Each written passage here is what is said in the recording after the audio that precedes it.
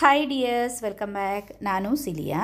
ಇವತ್ತಿನ ವಿಡಿಯೋದಲ್ಲಿ 2 ಒಳ್ಳೆ ಟಿಪ್ಸನ್ನು ನಿಮಗೆ ತೋರಿಸ್ತಾ ಇದ್ದೀನಿ. ಒಂದನೇ ಟಿಪ್ ಅಂದರೆ ನಮ್ಮ ಮನೆಗಳಲ್ಲಿ ಇರುವಂತಹ ಜಿರಳೆಗಳನ್ನು ಓಡಿಸುವಂತಹ ಟಿಪ್. ಎರಡನೇ ಟಿಪ್ ಅಂದರೆ ಇಲಿಗಳನ್ನು ಓಡಿಸಲು ಒಳ್ಳೆ ಒಂದು ಟಿಪ್ಪನ್ನು ಸಹ ತೋರಿಸ್ತಾ ಇದ್ದೀನಿ. ಫಸ್ಟಿಗೆ ಜಿರಳೆಗಳನ್ನು ಓಡಿಸಲು ಈರುಳ್ಳಿಯಿಂದ ಒಂದು ಟಿಪ್ಪನ್ನು ತೋರಿಸ್ತಾ ಇದ್ದೀನಿ. ಇದೇ ರೀತಿ ಒಂದು ದೊಡ್ಡ ಗಾತ್ರದ ಈರುಳ್ಳಿಯನ್ನು ತಗೊಂಡು ಅದರ ಸಿಪ್ಪೆಯನ್ನೆಲ್ಲ ತೆಗೆದಿದ್ದೀನಿ. ಇನ್ನು ಈ ಈರುಳ್ಳಿಯನ್ನು 4 ಭಾಗವಾಗಿ ಕಟ್ ಮಾಡ್ತಾ ಇದ್ದೀನಿ. 4ರಲ್ಲಿ 1 ಭಾಗ ಸಾಕು ನಮಗೆ ಈ ರೆಮಿಡಿ ಮಾಡಲಿಕ್ಕೋಸ್ಕರ. ಸಣ್ಣ ಈರುಳ್ಳಿ ಆದರೆ ಅರ್ಧ ಭಾಗವನ್ನು ನಿಮಗೆ ತಗೋಬೋದು. ನಾನಿವಾಗ ಈ ಈರುಳ್ಳಿಯನ್ನು ಒಂದು ಗ್ರೇಟರ್ಗೆ ಹಾಕಿ ನೈಸಾಗಿ ಗ್ರೇಟ್ ಮಾಡ್ತಾ ಇದ್ದೀನಿ. ಇಲ್ಲ ನಿಮಗೆ ಮಿಕ್ಸಿ ಜಾರಿಗೆ ಹಾಕಿ ನೈಸಾಗಿ ಗ್ರೈಂಡ್ ಮಾಡಿದರೂ ಆಗುತ್ತೆ. ಆದರೆ ಸ್ವಲ್ಪ ಎಲ್ಲ ನಾವು ಮಿಕ್ಸಿ ಜಾರಿಗೆ ಹಾಕಿದರೆ ಅದು ನೈಸಾಗಿ ಗ್ರೈಂಡ್ ಆಗೋದಿಲ್ಲ. ಆ ಈರುಳ್ಳಿದು ರಸ ಎಲ್ಲ ನಮಗೆ ಸಿಗಬೇಕು. ಅದಕ್ಕೆ ಈ ಥರ ಗ್ರೇಟ್ ಮಾಡಿ ತಗೋಬೋದು. ಇಲ್ಲ ನಿಮಗೆ ಒಂದು ಕುಟ್ಟುವ ಕಲ್ಲಿಗೆ ಹಾಕಿ ಚೆನ್ನಾಗಿ ಕುಟ್ಟಿ ಅದರ ರಸವನ್ನು ಹಿಂಡಿ ತೆಗೆದ್ರೂ ಆಗುತ್ತೆ. ಒಟ್ಟಿನಲ್ಲಿ ಆ ಈರುಳ್ಳಿದು ರಸ ನಮಗೆ ಸಿಗಬೇಕು ನೋಡಿ. ಅದರಲ್ಲಿ ಮತ್ತೆ ಸ್ವಲ್ಪ ಈರುಳ್ಳಿದು ಗೊಜ್ಜು ಥರ ಬರುತ್ತೆ ನೋಡಿ, ಅದೆಲ್ಲ ಸಿಗಬೇಕು. ನಾವು ಅದನ್ನು ಮಿಕ್ಸ್ ಮಾಡುವಾಗ ಆ ಈರುಳ್ಳಿದು ಖಾರ ಎಲ್ಲ ನಮ್ಮದು ನಾವಿವಾಗ ಒಂದು ಸ್ಪ್ರೇಯನ್ನು ರೆಡಿ ಮಾಡೋದು, ಅದು ಇದರೊಳಗಡೆ ಎಲ್ಲ ಸೇರಿ ಮಿಕ್ಸ್ ಆಗಬೇಕು. ಇದರಿಂದಲೇ ನಮಗೆ ಜಿರಳೆಗಳಿಗೆ ಒಳ್ಳೆ ಒಂದು ರೆಮಿಡಿ ನಾವು ಮಾಡೋದು ನೋಡಿ. ನಾನಿವಾಗ ಈರುಳ್ಳಿಯನ್ನೆಲ್ಲ ಇದೇ ರೀತಿ ಗ್ರೇಟ್ ಮಾಡಿ ತೆಗೆದಿದ್ದೀನಿ. ಇನ್ನು ಈ ಈರುಳ್ಳಿಯನ್ನು ಸ್ವಲ್ಪ ಸೈಡ್ಗೆ ಇಟ್ಕೊಳ್ಳೋಣ. ಒಂದು ನಿಂಬೆ ಹಣ್ಣನ್ನು ತಗೊಂಡಿದ್ದೀನಿ, ಅದರ ಅರ್ಧ ಭಾಗವನ್ನು ಕಟ್ ಮಾಡಿ ತೆಗೆದಿದ್ದೀನಿ. ಇನ್ನು ಒಂದು ಸಣ್ಣ ಬೌಲ್ ತಗೊಂಡು ಅದಕ್ಕೆ ಫಸ್ಟಿಗೆ ಅರ್ಧ ನಿಂಬೆ ಹಣ್ಣನ್ನು ಹಿಂಡಿ ಅದರ ರಸವನ್ನು ಹಾಕ್ತಾ ಇದ್ದೀನಿ. ಅದರ ಬೀಜ ಎಲ್ಲ ಬಿದ್ದರೂ ಪರವಾಗಿಲ್ಲ, ಆಮೇಲೆ ನಾವಿದನ್ನು ಸೋಸಿ ತೆಗಿತೀವಿ ನೋಡಿ. ನಿಂಬೆಹಣ್ಣಿನ ರಸವನ್ನು ಹಿಂಡಿ ಹಾಕಿದ್ದೀನಿ. ಇನ್ನು ಇದಕ್ಕೆ ನಾವು ಗ್ರೇಟ್ ಮಾಡಿ ಇಟ್ಟಿರುವಂತಹ ಈರುಳ್ಳಿಯನ್ನು ಇದಕ್ಕೆ ಸೇರಿಸ್ತಾ ಇದ್ದೀನಿ ನೋಡಿ. ಈರುಳ್ಳಿಯನ್ನೆಲ್ಲ ಇದಕ್ಕೆ ಸೇರಿಸಿದ್ದೀನಿ. ಇನ್ನು ಇದಕ್ಕೆ ನಾವು ಹಾಕೋದು ಒಂದು ಅರ್ಧ ಚಮಚದಷ್ಟು ಬೇಕಿಂಗ್ ಸೋಡಾ ಅಥವಾ ಬೇಕಿಂಗ್ ಪೌಡರ್ ಆದರೂ ಆಗುತ್ತೆ, ಯಾವುದಾದ್ರೂ ಆಗುತ್ತೆ. ನಾನಿವಾಗ ಬೇಕಿಂಗ್ ಪೌಡರನ್ನು ಹಾಕ್ತಾಯಿದ್ದೀನಿ. ಬೇಕಿಂಗ್ ಪೌಡರ್ ನಿಮ್ಮ ಹತ್ರ ಇಲ್ಲ ಅಂದರೆ ಬೇಕಿಂಗ್ ಸೋಡಾ ಹಾಕಿದರೂ ಸಾಕಾಗುತ್ತೆ ನೋಡಿ. ಒಂದು ಅರ್ಧ ಮುಕ್ಕಾಲು ಚಮಚದಷ್ಟು ನಮಗೆ ಇದಕ್ಕೆ ಸೇರಿಸ್ಬೋದು.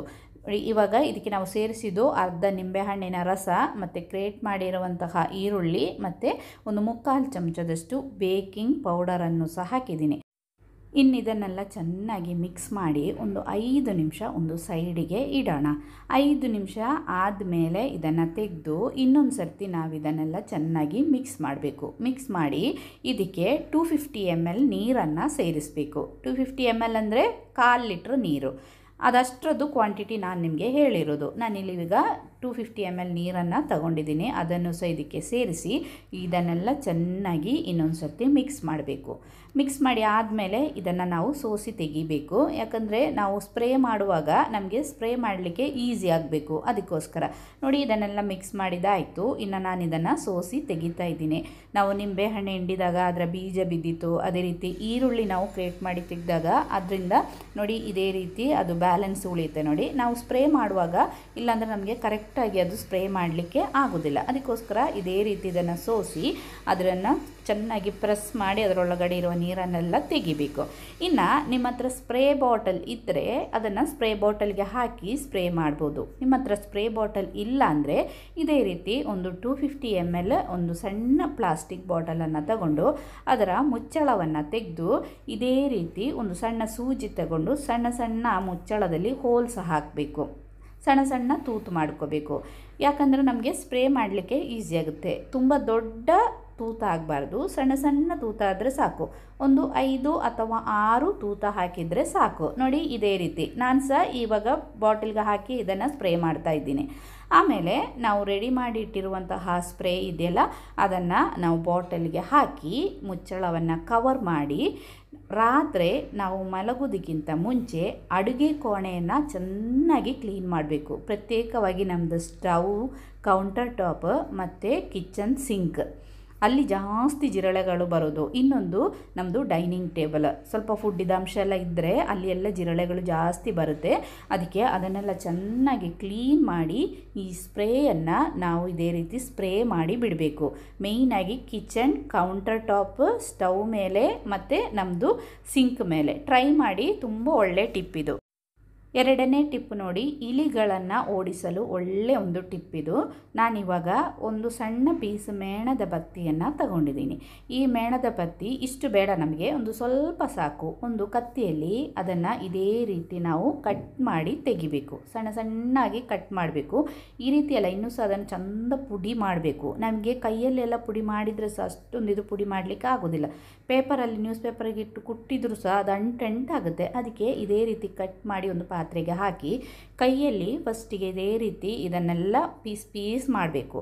ಮಾಡಿ ಇನ್ನೊಂದು ಚಮಚ ತಗೊಂಡು ಚಮಚದಲ್ಲಿ ಇದನ್ನು ಇದೇ ರೀತಿ ಪ್ರೆಸ್ ಮಾಡಿದರೆ ಒಳ್ಳೆ ನೈಸ್ ಪುಡಿ ಆಗುತ್ತೆ. ನೋಡಿ ಈ ಮೇಣದ ಬತ್ತಿ ನೋಡಿ, ನಾನು ತೋರಿಸ್ತೀನಿ ಯಾವ ರೀತಿ ಅಂತ. ಒಂದು ಚಮಚ ತಗೊಂಡು ಇದೇ ರೀತಿ ಪ್ರೆಸ್ ಮಾಡಬೇಕು.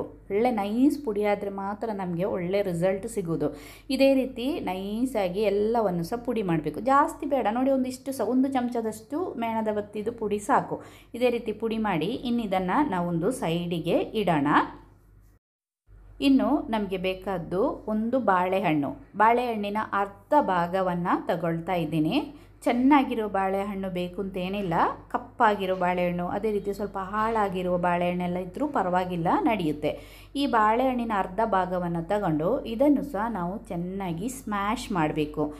ಈಗ ಪೋರ್ಕ್ ಇದ್ದರೆ ಪೋರ್ಕಲ್ಲಿ ಆಗುತ್ತೆ, ಇಲ್ಲಾಂದರೆ ಕೈಯಲ್ಲಿ ಆದರೂ ಆಗುತ್ತೆ. ಇದನ್ನು ಚೆನ್ನಾಗಿ ನಾವು ಇದೇ ರೀತಿ ಚಟ್ನಿ ಥರ ಮಾಡ್ಕೋಬೇಕು. ಮಾಡಿ ಇನ್ನಿದಕ್ಕೆ ನಾವು ಇನ್ನೊಂದು ವಸ್ತುವನ್ನು ಸಹ ಸೇರಿಸ್ಲಿಕ್ಕುಂಟು, ಬೆಲ್ಲ. ಒಂದು ಸ್ವಲ್ಪ ಬೆಲ್ಲವನ್ನು ಸಹ ಇದಕ್ಕೆ ಸೇರಿಸಬೇಕು. ನೋಡಿ ಇದೇ ರೀತಿ ಬಾಳೆಹಣ್ಣು ಒಳ್ಳೆ ಸ್ಮ್ಯಾಶ್ ಆಗಬೇಕು. ಆಮೇಲೆ ಒಂದು ಸ್ವಲ್ಪ ಬೆಲ್ಲ, ಬಾಳೆಹಣ್ಣು ಮತ್ತು ಬೆಲ್ಲವನ್ನು ಮಿಕ್ಸ್ ಮಾಡಿದಾಗ ಒಳ್ಳೆ ಸ್ಮೆಲ್ ಬರುತ್ತೆ ನೋಡಿ. ಆ ಸ್ಮೆಲ್ ನಮಗೆ ಇಲಿಗಳನ್ನು ನಾವು ಅಟ್ರ್ಯಾಕ್ಟ್ ಮಾಡಲಿಕ್ಕೆ ತುಂಬ ಒಳ್ಳೆಯದು. ಬಾಳೆಹಣ್ಣು ಮತ್ತು ಬೆಲ್ಲವನ್ನು ಹಾಕಿ ಚೆನ್ನಾಗಿ ಇದೇ ರೀತಿ ನಾವು ಮಿಕ್ಸ್ ಮಾಡಿದಾಯಿತು. ಮತ್ತು ಇದರಿಂದ ಸ್ವಲ್ಪ ನಾವು ತಗೊಳ್ಳೋ ಇಷ್ಟು ಬೇಡ ನಮಗೆ. ನಿಮಗೆ ಜಾಸ್ತಿ ಈ ಕಡೆ ಇಡಬೇಕಂದ್ರೆ ಇದನ್ನೆಲ್ಲ ಉಪಯೋಗಿಸ್ಬೋದು. ನಾನು ಇದರಿಂದ ಒಂದು ಸ್ವಲ್ಪ ಭಾಗವನ್ನು, ಅರ್ಧ ಭಾಗವನ್ನು ತೆಗೆದು ನಾವು ಪುಡಿ ಮಾಡಿ ಇಟ್ಟಿರುವಂತಹ ಮೇಣದ ಬತ್ತಿ ಇದೆಯಲ್ಲ ಅದಕ್ಕೆ ಹಾಕಿ ಚೆನ್ನಾಗಿ ಮಿಕ್ಸ್ ಮಾಡಬೇಕು. ಆ ಮೇಣದ ಬತ್ತಿ ಎಲ್ಲ ಕಡೆ ತಾಗಬೇಕು. ಇವಾಗ ನೋಡಿ ಮಿಕ್ಸ್ ಮಾಡುವಾಗಲೇ ನಮಗೆ ಒಳ್ಳೆ ಸ್ಮೆಲ್ ಬರ್ತಾ ಇದೆ, ಬಾಳೆಹಣ್ಣು ಮತ್ತು ಆ ಬೆಲ್ಲ ಎಲ್ಲ ಮಿಕ್ಸ್ ಆಗುವಾಗ. ಇನ್ನು ನಾವೊಂದು ಗೆರಟೆ ತೆಗೋಬೇಕು. ತೆಂಗಿನಕಾಯಿ ನಾವು ತುರಿದಿರುವ ಗೆರಟೆಯಲ್ಲಿ ಸ್ವಲ್ಪ ತೆಂಗಿನಕಾಯಿ ಅಂಶ ಜಾಸ್ತಿ ತೆಂಗಿನಕಾಯಿ ಅಂಶ ಇದರಲ್ಲಿ ಇರಬೇಕು. ನಾವು ಮಿಕ್ಸ್ ಮಾಡಿ ಇಟ್ಟಿರುವಂತಹ ಆ ಮಿಕ್ಸನ್ನು ಈ ಗೆರಟೆ ಒಳಗಡೆ ಹಾಕಿ ಇದೇ ರೀತಿ ಸ್ವಲ್ಪ ಸ್ಪ್ರೆಡ್ ಮಾಡಿ ಇಲಿಗಳು ಬರುವ ಜಾಗದಲ್ಲಿ ಈ ಗೆರಟೆಯನ್ನು ಇಟ್ಟುಬಿಡಿ.